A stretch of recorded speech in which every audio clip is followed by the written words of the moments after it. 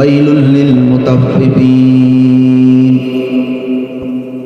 আল্লাহ রাব্বুল আলামিন বলে, গোলাম, দুনিয়ার জমিনে ওই সমস্ত ব্যক্তিরা ধ্বংস হয়ে যাবে, দুনিয়া ও আখিরাতে ওই সমস্ত ব্যক্তিদের দুর্ভোগ। ওয়াইলুল লিল মুতাফফিফিন, যে সমস্ত মানুষ ওজনে কম দেয়। আছে এরকম আপনার আমার সমাজে? আছে? কথার ভাবে মনে হইতেছে নাই, আছে। এখন এই ওজনে কম দেয় এটা বলতে আপনি আমি কি বুঝলাম? ডাউলের দোকানদার একটু ডাউল কম দেয় এটা, চাউলের দোকানদার চাউল একটু কম দেয় এটা, ওজন বলতে এটা না। এখানে বোঝানো হচ্ছে অনেক মানুষ আছে যারা বিচারে ত্রুটি করে, তারাও ধ্বংস, দুর্ভোগ। অনেক সময় আছে আপনি ফ্যামিলির ভিতরে গুরুত্বপূর্ণ একজন সদস্য, সবাই আপনার কথা শোনে, আপনি বিচারের ক্ষেত্রে, ফ্যামিলির বিচারের ক্ষেত্রে আপনি ত্রুটি করছেন। অনেক সময় দেখা গেছে ওয়ার্ডের একটা দায়িত্ব পাইছেন, এই জায়গায় আপনি ত্রুটি করছেন। আপনার উপরে আপনার বাবা মার হক ছিল, এই হকের ক্ষেত্রে আপনি ত্রুটি করছেন। আপনার উপর সন্তানের হক ছিল, এই হকের প্রতি আপনি ত্রুটি করছেন। অর্থাৎ যে কোনো ক্ষেত্রে মানুষের সাথে দুই নম্বরই করা যাবে না, মানুষকে ধোঁকা দেওয়া যাবে না। তো অনেক সময় দেখা যায় ত্রুটি করছে কোনো সরকারি পদে বা ওয়ার্ডের পদে, যে কোনো পদে যদি জিজ্ঞাসা করা হয় যে আপনি এই জায়গায় ত্রুটিটা কেন করলেন, তো বলে যে উপরের নির্দেশ আছে, আমি যদি এই ত্রুটি না করি, আপনাকে আমি যদি ধমক না দেই, আপনার থেকে অর্থ যদি আমি না নেই, হয়তো আমার গদি থাকবে। কিন্তু সাহাবায়ে কেরামের ক্ষেত্রে কি এরকম ছিল? সাহাবায়ে কেরাম নিজের জীবন দিয়ে দিয়েছে, তবুও মানুষের সাথে দুই নম্বরই করে নাই, ত্রুটি করে নাই। গরম তেলের সামনে চলে গেছে, জানে যে কিছু সময় পরে গরম তেলের ভিতরে ফেলে দিবে, তবুও ত্রুটি করে না। আছে না? এভাবে সাহাবায়ে কেরাম ক্ষেত্রে অনেক হাদিস রয়েছে, তবে গুরুত্বপূর্ণ একটা হাদিস হযরত আব্দুল্লাহ ইবনে হুযাফা রাদিয়াল্লাহু তাআলা আনহু সম্পর্কে আছে। আল্লাহর হাবিব সাল্লাল্লাহু আলাইহি ওয়াসাল্লামের দামি সাহাবী হযরত উমর ফারুক রাদিয়াল্লাহু তাআলা আনহু জামানায় সর্বপ্রথম রোমদের সাথে যে যুদ্ধটা হয়েছিল, এই যুদ্ধের জন্য সাহাবায়ে কেরাম রোমদের সাথে যুদ্ধ করার জন্য গেছে। তো ওদিকে রোম সম্রাট তার সৈনিকদেরকে বলে দিল, তোমাদের আজকে যুদ্ধের ফলাফল যা হয় হোক, তোমরা জিহাদের ময়দানে, যুদ্ধের ময়দানে তোমরা পরাজয় হও অথবা বিজয় হও, তোমরা কিছু মুসলিম সৈনিকদেরকে ধরে আনবা, আমি তাদের ঈমান পরীক্ষা করব। কি বলছে? যে মুসলিম সৈনিকদেরকে ধরে আনবা। আমার এই হাদিসটা বলার পেছনে যত সময় যত কথাই হোক না কেন, যারা ওজনে ত্রুটি করে তাদের বিপক্ষে যাবে, প্রতিটা কথা তার বিরুদ্ধে। তো খেয়াল রাখেন কিটা কিটা উঠে যায়। হযরত আব্দুল্লাহ ইবনে হুযাফা রাদিয়াল্লাহু তাআলা আনহু সহ আরো কিছু মুসলমান সৈনিকদেরকে বন্দী করে বাদশার রাজ দরবারে নিয়ে গেলেন। বাদশার রাজ দরবারের সমস্ত মানুষ চিন্তা করে, আহারে না জানি আজ মুসলমানদের সাথে কেমন আচরণ করা হয়, আহারে না জানি আজ মুসলমানদের গর্দানগুলো পেরে দেয় কিনা। সমস্ত মানুষ, রাজ দরবারের সমস্ত মানুষ তার পার করে কাঁপে। বাদশা এবার বললেন, মুসলমান সৈনিকদের মধ্যে প্রধানকে? আব্দুল্লাহ ইবনে হুযাফা রাদিয়াল্লাহু তাআলা বললেন, আমি। আমাকে এই যুদ্ধের ময়দানে সর্বপ্রথম প্রধান সেনাপতি হিসেবে পাঠানো হয়েছে। আব্দুল্লাহ ইবনে হুযাফা রাদিয়াল্লাহু তাআলা কে বাদশা কাছে ডাকলেন আর বললেন, তোমার মনে হইতেছে আমি তোমার উপর আঘাত করব, তোমার গর্দানটাকে আলাদা করে ফেলবো, কিন্তু না, তোমার প্রতি আমার একটা মহব্বত হয়ে গেছে, তোমার প্রতি আমার একটা ভালোবাসা হয়ে গেছে। বলে আব্দুল্লাহ ইবনে হুযাফা, তবে ভালোবাসার মধ্যে একটা বাধা হয়ে গেছে, তুমি মুসলমান, আমি খ্রিস্টান। বললেন, আব্দুল্লাহ ইবনে হুযাফা, তবে তুমি যদি তোমার ধর্মটাকে ত্যাগ করে দাও, তুমি যদি খ্রিস্টান ধর্ম গ্রহণ করে নাও, তাহলে আমি বাদশা আমার এই রোম সম্রাটের অর্ধেকটা তোমার নামে লিখে দিব। ঈমান পরীক্ষা বললেন, তুমি যদি খ্রিস্টান হও, আমি জানি তোমাকে তোমার সমাজের মানুষ গ্রহণ করবে না, তোমার সমাজের মানুষ তোমাকে মেনে নিবে না। বললেন, তোমার চিন্তার কোনো কারণ নাই, আমার ঘরে সুন্দর একটা মেয়ে রয়েছে, এই মেয়ের সাথে তোমার বিবাহ বন্ধন করব, তুমি বিবাহ করবা। আমি যখন দুনিয়ার থেকে বিদায় নেব, তুমি বাকি অর্ধে অর্থাৎ পুরো রোম সম্রাটের মালিক তুমি হয়ে যাইবা। ঈমান পরীক্ষা করছে, লোভ দেখাইছে। ওই সময় আব্দুল্লাহ ইবনে হুযাফা বলেন, এই রোমের কুকুর, তুমি আমার ঈমান নেওয়ার জন্য চেষ্টা করতেছো, তুমি দেখতে চাও আমার ঈমান কেমন। বললেন, তুমি যদি আজ তোমার রাজ দরবারে অর্ধেকটা না পুরোটাও দিয়ে দাও, তুমি যদি তোমার মেয়ের সাথে আমার বিবাহ দাও, তবু আমি আমার ঈমান ত্যাগ করব না। কেমন দামি! আপনার উপরের থেকে বলছে যে অমুকের উপরে একটু অবিচার করো, অমুকের থেকে ঘুষ নাও, নিয়ে ফেলছে। কত ঘুষ নেবেন? কত বিঘে সম্পদ কিনবেন? ওই সময় এই ভারতীয় উপমহাদেশের থেকেও বড় ছিল রোম সাম্রাজ্য। প্রস্তাব দিতেছে, তোমাকে অর্ধেকটা দেব, মেয়ে বিয়ে করলাম, আমি দুনিয়া থেকে বিদায় হওয়ার পরে তোমাকে পুরোটা বানাই দেব। আব্দুল্লাহ ইবনে হুযাফা বলে, আমার জীবন চলে যাবে, আমি শহীদ হয়ে যাব, তবু আমি আমার ঈমানকে বিক্রি করব না। আব্দুল্লাহ ইবনে হুযাফা রাদিয়াল্লাহু তাআলা কে জিন্দানখানায় বন্দী করলেন। হযরত আব্দুল্লাহ ইবনে হুযাফাকে একদিন আর 2 দিন নয়, 1 সপ্তাহ খানা দেয় না। আব্দুল্লাহ ইবনে হুযাফা কেমন যেন অসুস্থ হয়ে পড়ছে। রোম সম্রাটের ওই বাচ্চা ডাক্তারকে পাঠাই দিলেন, 1 সপ্তাহ পরে দেখো আব্দুল্লাহর খবর কি। বলল, হ্যাঁ বাচ্চা, তাকে নিয়ে একটা আমি বিপদের আশঙ্কা করতেছি, মনে হয় দুনিয়ার থেকে বিদায় নিবে, তাকে তো খাবার দেওয়া প্রয়োজন। বলে, তাহলে তার জন্য খাবারের ব্যবস্থা করো, তবে তার জন্য খাবার হবে শুকরের মাংস, আর পানি হবে মদ মিশ্রিত পানি। খাবার বসছে শুকরের মাংস আর মদ মিশ্রিত পানি। খাবার যখন আব্দুল্লাহ ইবনে হুযাফার সামনে নিয়ে গেলেন, আব্দুল্লাহ ইবনে হুযাফা আগে বসতে পারতেছিল না, 1 সপ্তাহ না খাওয়া।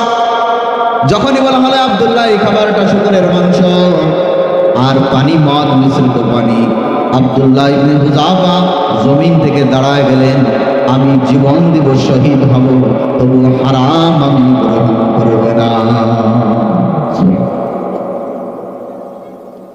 বাদশাহ শোনার পরে রাগান্বিত হয়ে গেল।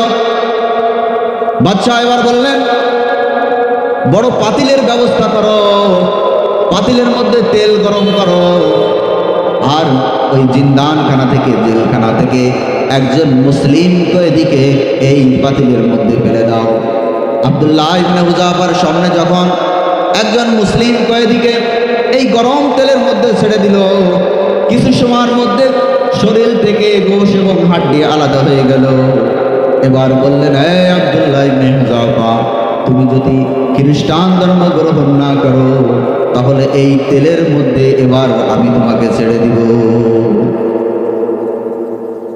সাথী ভাই একজনকে তেলের মধ্যে পালাই দিছে, শরীর থেকে গোশ এবং হাড্ডি আলাদা হয়ে গেছে। বলতেছে, এবার তোমার পালা, তোমাকে দিব। আব্দুল্লাহ ইবনে হুযাফা এমন অসুস্থ ছিল, 2 জনের ঘাড়ে ভর দিয়ে হাঁটতে হাঁটতে আসছিল বাদশার দরবারে। যখন বলছে তোমাকে এবার তেলের মধ্যে ফেলে দিব, আব্দুল্লাহ ইবনে হুযাফা রাদিয়াল্লাহু তাআলা এবার ওই পাতিলের দিকে একা একাই হাঁটতেছে।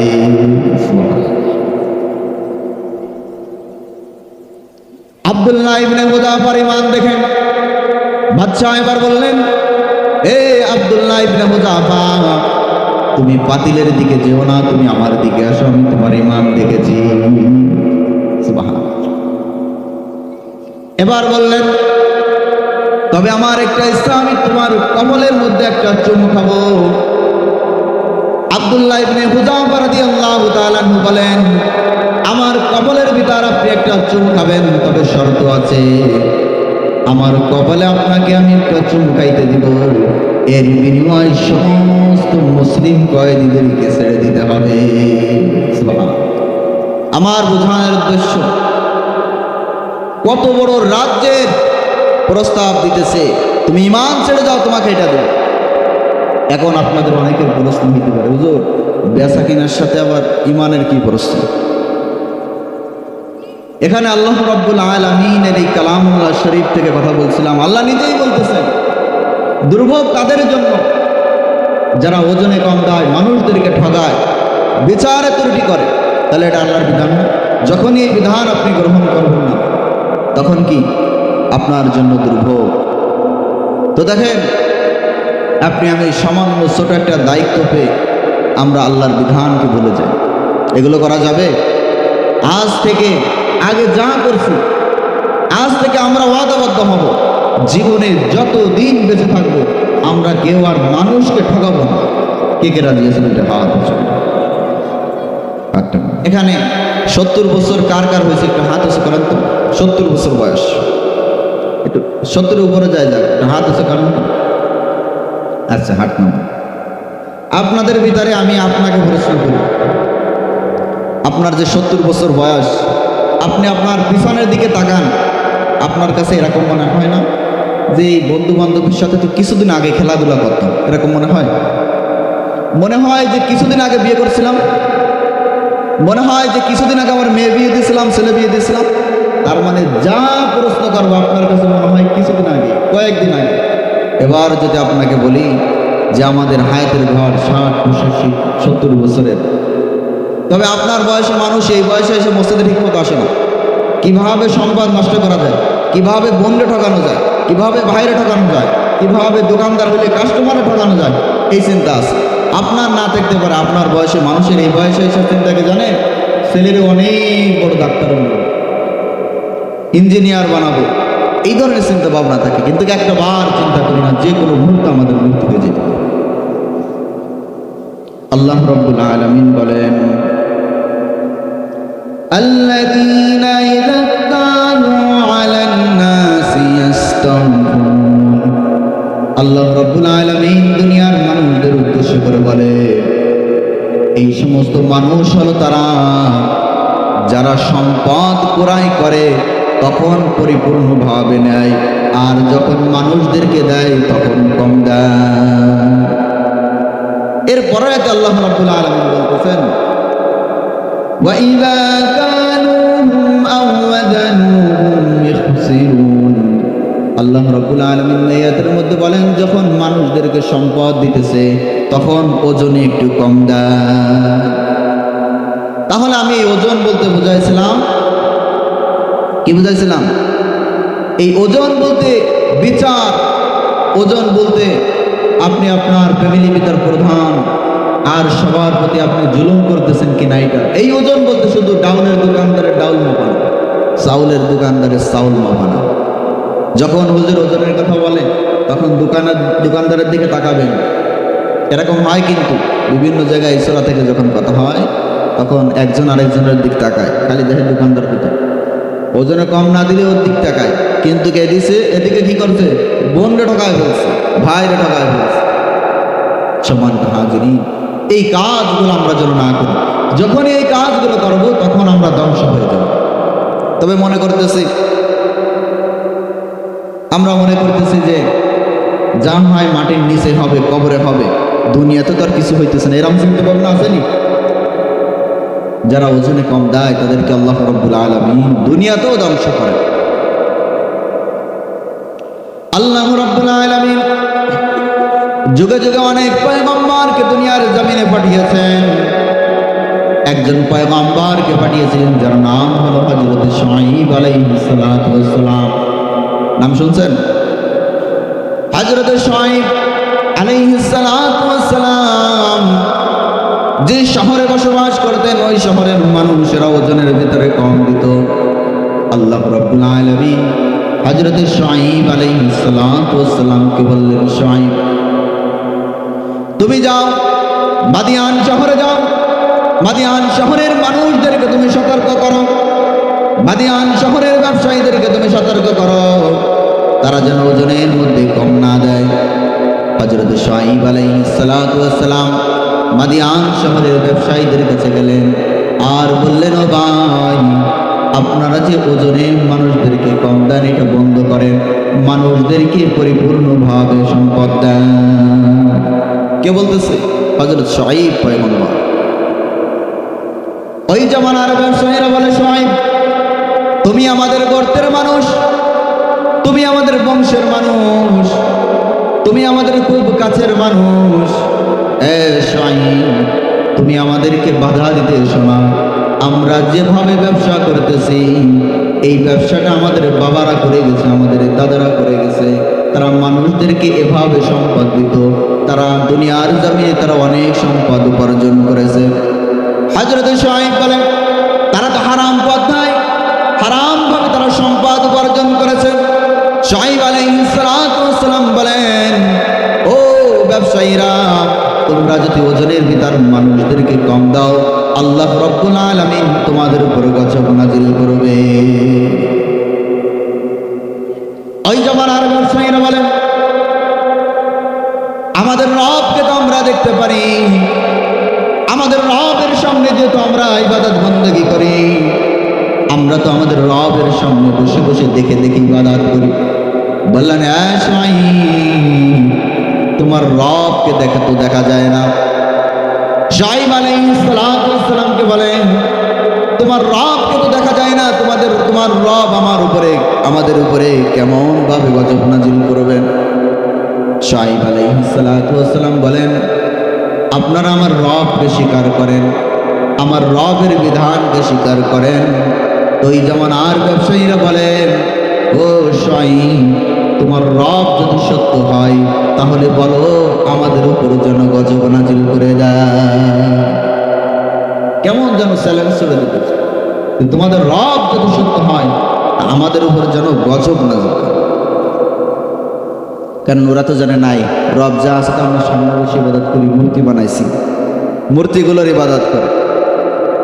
আল্লাহ রাব্বুল আলামিন এই মূর্তি সম্পর্কেও বলেন, গাছ সম্পর্কে বলেন। আমাদের ভিতরে অনেকে আছে যে মাজারে যে চায়, মাজারে এইটা দেয় ওইটা দেয়, এই আশা করে ওই আশা করে, এগুলো করা যাবে না। এগুলো আপনি লাভের জন্য করতেছেন, কিন্তু এগুলো আপনার কাল হয়ে দাঁড়াবে, আপনার ক্ষতি হয়ে দাঁড়াবে।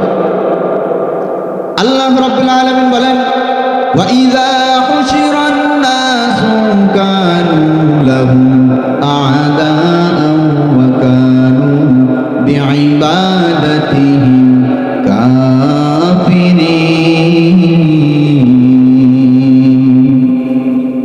আল্লাহ রাব্বুল আলামিন বলেন, তোমরা যে মূর্তির পূজা করো, তোমরা যে গাছের পূজা করো, তোমরা আমি রব ব্যতীত অন্য যাদের ইবাদত করো, তারা কিয়ামতের ময়দানে তোমাদের এই ইবাদতের ব্যাপারে অস্বীকার করবে।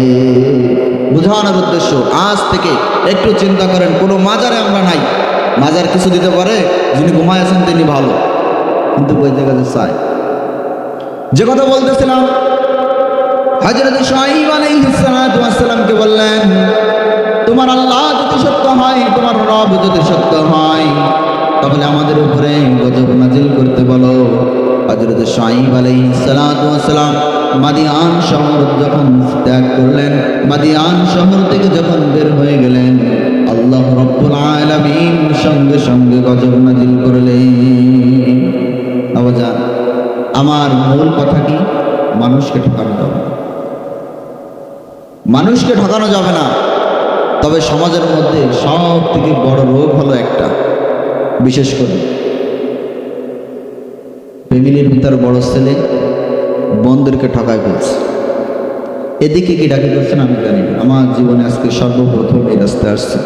এই অঞ্চলের ভিতরে মাহবুব ভাইকে ছাড়া আর কাউকে চিনি না, সেও আমার বলে না অমুক এরকম করছে। আমি বলতেছি আপনাদের এলাকায় এরকম আছে না? বোনকে ঠকাইছে এইটা বেশি, বোনকে ঠকাইছে এইটা বেশি, ভাইরে অতটা ঠকায় পারে না। অনেকে ভাইরও ঠকায়, এই আমি বড় না, বাবার সংসারে আমি বেশি সম্পদ দিয়েছি, আমার অগ্রাধিকার বেশি, এই সাইড দিয়ে আমি খাবো। ছোট ভাই চিন্তা করে বড় ভাই তো কিছু বলতে পারে না, কিন্তু নিজে নিজে কষ্ট পায় যে আমি তো ওই সম্পদের মালিক। এখন থেকে একটু পরিবর্তন হওয়ার চিন্তা করেন। হায়াতের জিন্দেগি খুবই কম। হুজুররা প্রতি মাহফিলে বলে, জুমার মসজিদে বলে যে হায়াতের জিন্দেগি খুবই কম। এই কথা শুনতে শুনতে পুরাতন কথা মনে হয়, কিন্তু পুরাতন কথা না, আপনাদের কথাটাই বলে। যখন বিশেষ করে পেট খারাপ হয়, বাথরুমে বারবার যাওয়া আসা হয়, সেই সময় কার কার মনে হয়? আমার মনে হয় আর বাস্তব হাফিজ করেন তো কার কার মনে হয়? আমার মনে হয়, আপনাদের মনে হয় না? বাথরুমে বারবার গেলে মনে হয় আমি আর বাস্তব। আর হুজুর যখন হায়াতের জিন্দেগি খুবই কম, তখন ওই কথাটা পুরান পুরান মনে হয়। মনে হয় হায়াতের জিন্দেগি খুবই কম। এখন আপনার আমার কি চিন্তা হইতেছে যে আমি দুনিয়ার জমিন ত্যাগ করব, আবার কি 10 বছর পরে আসবে এরকম চিন্তা আছে না? 10 বছর পরে কেউ আসতে এরকম ইতিহাস আছে? 100 বছর, 200 বছর, 500 বছর সিস্টেম নাই না আছে? এমনকি দুনিয়ার থেকে বিদায় নেওয়ার পরে সর্বোচ্চ 2 দিন, 3 দিন, 5 দিন, 1 সপ্তাহ, বড় ধরে 1 মাস ওর দিকে যায় আর চিন্তা করে আহারে লোকটা ভালো ছিল, চলে গেছে। যতই ভালো থাকে না, 1 মাস পরে আমার কবরে বসতে বানানোর সময় আর কয় না যে ভালো ছিল। এই তো হায়াত হচ্ছে। কত সময় আপনার আমার বয়সে অনেক মানুষ একসাথে চলাফেরা করতাম, অনেকে দুনিয়ার থেকে বিদায় নিয়েছে, একসাথে মাদ্রাসা করতাম। আমার এক ছাত্র ভাই জ্বর হয়ে মারা গেছে, মৃত্যুর কোনো গ্যারান্টি আছে? কি হবে? মানুষকে ঠকায়। তবে দোকানদারদের ক্ষেত্রে দেখা যায় প্রায় সময় যে ওজনের ভিতরে একটু ত্রুটি করার চেষ্টা করে। আর এখন তো ডিজিটাল মিটার, কোন সময় স্মার্ট মিটার বেরিয়ে যেতে জানি না। স্মার্ট বাংলাদেশ না, ডিজিটাল বেরিয়েছে, স্মার্ট ওজন কোন সময় বেরিয়ে যায়। মিটার যতই বেরোক না কেন, আপনার বিবেক যেন ঠিক। মিটার স্মার্ট হোক, ডিজিটাল হোক, আর যাই হোক না কেন, বিবেক যেন ঠিক থাকে। কেন মিটার আল্লাহ তো আপনারা বলে নাই আপনি কম দেবেন, সিস্টেম আছে হয় করছেন এরকম কিছু। বিচারে যেন ত্রুটি না, যারা বিচারের ত্রুটি করবে তাদের সম্পর্কে আল্লাহ রাব্বুল আলামিন কেমন ভাবে এই সূরার ভিতরে বলেছেন, যদি আমরা দিল দিয়ে শুনতে পারি, দিলের কান দিয়ে শুনতে পারি, বুঝতে পারি, আল্লাহ রাব্বুল আলামিন হয়তো আমাদেরকে পরিবর্তন করবে। তবে শোনার ভিতরে পার্থক্য আছে। এই যে আমরা শুনতেছি না, এই শোনাটা 3 প্রকার। কয় প্রকার? একটু কথা বলি, শোনাটা কয় প্রকার? 3 প্রকার। 1 নম্বর প্রকার, কিছু লোক আছে যারা শুনে বোঝে আমল করে না, শোনে বোঝে আমল করে না। আর কিছু লোক আছে শোনে বোঝে আমল করে। আরেকটা প্রকার, শোনে বোঝে আমল করে না। আরেকটা প্রকার হলো যারা শোনে কিন্তু বোঝে না। একটা হলো শোনে বোঝে আমল করে, একটা শোনে বোঝে আমল করে না, আর একটা হলো শোনে বোঝে না। কয় প্রকার? 3 প্রকার। মনে রাখতে কষ্ট হইতেছে, বোঝাই দিই। 1 প্রকার আছে শোনে বোঝে আমল করে, এরা হলো মুমিন। শোনে বোঝে আমল করে না, এরা হলো কাফের। শোনে বোঝে না, এরা হলো পশু। পশু শোনে বোঝে না, কাফের শোনে বোঝে আমল করে না, মুমিন শোনে বোঝে আমল করে। আজকে যদি আপনার শোনাটা হয়, আপনি শুনছেন, আপনি বুঝছেন, আমল করেন নাই, বুঝবেন আপনার আজকের বয়ানটা শোনা হয়েছে কাফেরদের মতো। আজকে যদি হয় আপনি শুনছেন, বুঝছেন, আমল করছেন, আপনার এই শ্রবণ, আপনার এই শোনাটা হয়েছে মুমিনের শোনার মতো। আজকে যদি এরকম হয় আপনি শুনছেন, বোঝেন নাই, পশুর মতো শ্রবণ হয়েছে। বাজান সব কথার এক কথা, ওজনে কম কথা। আল্লাহর হাবিব সাল্লাল্লাহু আলাইহি ওয়াসাল্লামের একটা দামি হাদিস শোনাই। আল্লাহর হাবিব সাল্লাল্লাহু আলাইহি ওয়াসাল্লাম বলেন, যে জমিনের মধ্যে মানুষ ওজনে কম দিবে, বিচার ত্রুটি করবে, আল্লাহ রাব্বুল আলামিন ওই জমিনের মধ্যে 3টা গজব নাজিল করে। কয়টা? 3টা গজব। যে জমিনের মধ্যে ওজনে কম দেওয়া হয়, বিচারে ত্রুটি করা হয়, এই তিনটা আজ খেয়াল দিয়ে শুনতে হবে, দিলের কান দিয়ে শুনতে হবে। তো দিলের কান দিয়ে শুনবো আমরা এই তিনটা। তবে আগে একটু জানতে চাই, কার কার ইচ্ছা আছে যে দেশ থেকে যারা চুরি করে এই চুরিটা বন্ধ হয়ে যাক। বিভিন্ন সময় মা বোনদের ইজ্জত নেওয়া হয়, এটা বন্ধ হয়ে যাক। কার কার ইচ্ছা এরকম আছে দুনিয়ার জমিনে কোরআনের বিধান অনুযায়ী রাষ্ট্র পরিচালনা হোক, এমন ইচ্ছা চিন্তা কার কার আছে? দুইটা হাত। নারায়ে তাকবীর। তাহলে আমাদের ইচ্ছা দেশ থেকে চুরি বন্ধ হোক, ডাকাতি বন্ধ হোক, খুন, এরপরে কি জেনা, এগুলো বন্ধ হোক, এরকম ইচ্ছা আছে তো? এবার আল্লাহর হাবিবের এই দামি হাদিসটা লক্ষ্য করেন। আল্লাহর হাবিব সাল্লাল্লাহু আলাইহি ওয়াসাল্লাম বলেন, যে জমিনের মধ্যে মানুষ ওজনে কম দেয়, বিচার ত্রুটি করে, আল্লাহ রাব্বুল আলামিন ওই জমিনে 3টা গজব নাজিল করে। পয়গম্বর আরবি বলেন, 1 নম্বর হলো যে জমিনের মধ্যে ওজনে কম দেওয়া হয়, ওই জমিনের মধ্যে আল্লাহ রাব্বুল আলামিন দুর্ভিক্ষ লাগিয়ে দেয়। কি লাগিয়ে দেয়? দুর্ভিক্ষ লাগিয়ে দেয়। তবে এই দুর্ভিক্ষ যে লাগিয়ে দেয়, অনেকে চিন্তা হইতেছে তাহলে তো আমাদের দেশে এখনো লাগে না। ওই ইউসুফ নবীর জামানায় যেরকম দুর্ভিক্ষ লাগছিল এরকম তো লাগে না, এরকম চিন্তা। দুর্ভিক্ষর কয়েকটা অর্থ হইতে পারে। একটা অর্থ এমন, জমিনের মধ্যে চাউলের দাম এমনভাবে বেড়ে যাবে, মানুষের সাধ্যের বাহিরে চলে যাবে, মানুষের ক্রয় করতে কিনতে কষ্ট হবে। জমিনের মধ্যে ডাউলের দাম এমন হয়ে যাবে, মানুষের কিনতে কষ্ট হবে। আছে না? আপনি আমি বাজারে যাই কিনে নিয়ে আসি, কিন্তু একটা বার চিন্তা করেন, এমনও মানুষ আছে যারা 3 বেলা খাইতে পারে না। আছে না ভাই? আমাদের সমাজেই আছে। তাই এইগুলো কেন হলো? জমিনের মধ্যে দুর্ভিক্ষ লাগবে তখন যখন মানুষ ওজনে কম দিবে, বিচারে ত্রুটি করবে। আমরা অনেক সময় দায়িত্ব নেই কিন্তু দায়িত্ব পালন করি না, এরকম আছেন? দায়িত্ব নেই কিন্তু দায়িত্ব পালন করি না।